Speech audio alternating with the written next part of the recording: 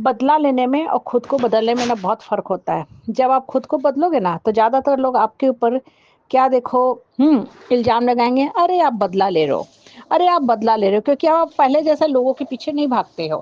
पहले क्या होता था कि लोग आपके ऊपर आते थे, चढ़ के रहते थे, डराते थे, धमकाते थे और आप क्या थे, एक कमज़ोर आत्मा थे। तो आप तुरंत डर जाते थे। आपको लगता था कि अरे! लोगों का हम साथ छोड़ देंगे, तो फिर कैसे सर्वाइव करेंगे? फिर हमको कोई नहीं पूछेगा, समाज में मेरी मान-सम्मान गिर जाएगी, हमको दिक्कत होगा। तो आप तुरंत डर जाते थे और तुरंत जाके क्या करते थे लोगों के सामने हाथ-पैर जोड़ के खड़े हो जाते थे कि अरे भाई माफ़ कर दीजिए गलती मेरी ही थी। हालाँकि गलती आपकी नहीं थी, लेकिन फिर भी आप माफ़ी माँग रहे थे। तो ये सब चीज़ें क्या करी थी ना, आपकी आत्मा को संकुचित करी थी, कमज़ोर करी थी, आपको गिराने का काम करी थी। एक दिन आपकी आत्मा ने आपको इतना ज़ोर से धिक्कारा, डाँटा, जैसे नॉर्मली हम छोटे बच्चे को डाँटते हैं तो बच्चा डर जाता है। तो उसी स्टाइल में आपकी आत्मा ने आपको धिक्कारा, ज़ोर से बोला, ठीक है, कि अब तो जागो, अब कितना तुम जलीली का जीवन जियोगे। तो आपका मन बदल गया। उसी दिन आपने डिसाइड कर लिया कि अब आप दब के, डर के, रो के, गिर के, पड़ के नहीं रहोगे। आप सर उठा के जियोगे। ये आपकी आत्मा की आवाज़ थी और आपने खुद से बात किया, उसके बाद से आपने अपने आप को बदलना शुरू कर लिया। अब देखो, खुद को बदलने का ये मतलब कदाचित नहीं है कि आप बदला ले रहे हो। हम लोग इस चीज़ को गलत ढंग से इंटरप्रेट कर लेते हैं, गलत ढंग से सोचते हैं और करते क्या हैं करते क्या हैं कि लोगों की बातों में आ जाते हैं, फिर जाके वही कथा कहानी शुरू करते हैं, "अरे माफ़ कर दीजिए, अरे माफ़ कर दीजिए।" आप क्यों घड़ी-घड़ी माफ़ी माँग रहे हो?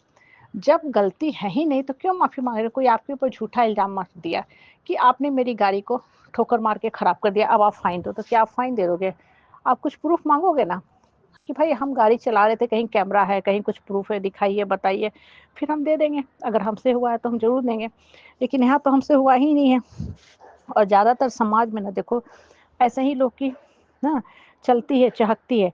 इस तरह के लोग जो होते हैं ना गलत करते हैं ना, बहुत जल्दी किसी के सर पे आके बैठ जाएँगे और जो शरीफ तबके के लोग होते हैं ना, वो बेचारे नहीं मैनेज कर पाते हैं इस तरह के लोगों को, तो हार मान लेते हैं। या यूँ बोलो माफ़ी माँग लेते हैं और जितना ज़्यादा आप माफ़ी माँगोगे ना, आप देखना आप गलत को बढ़ावा देते हो। ऐसे लोगों का मन बढ़ता जाएगा। ऐसा नहीं है कि ये लोग सुधर जाएँगे, कभी नहीं सुधरेंगे और फिर आगे भी आपको इसी तरह परेशान करेंगे। ठीक है? ऐसी आत्माएँ कभी सुधर नहीं सकती ना, इनकी आत्मा ही गंदी है, जो गलत काम करने के लिए ही धरती पे आई है।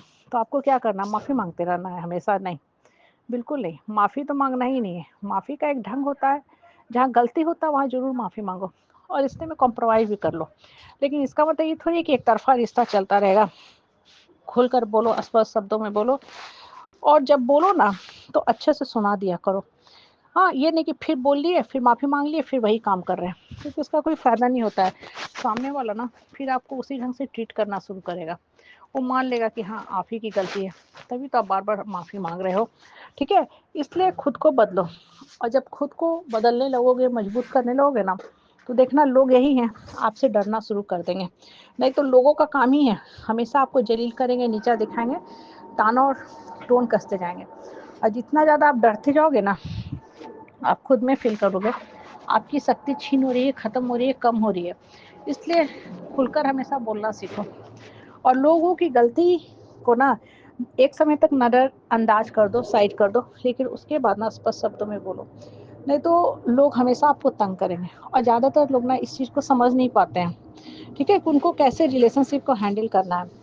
रिलेशनशिप हैंडलिंग का ये मतलब नहीं है कि आप घुटते, पड़ते, रोते रहोगे और सबसे बड़ी बात थोड़ा धीरज और पेशेंस रखो, वक़्त सबको जवाब देता है।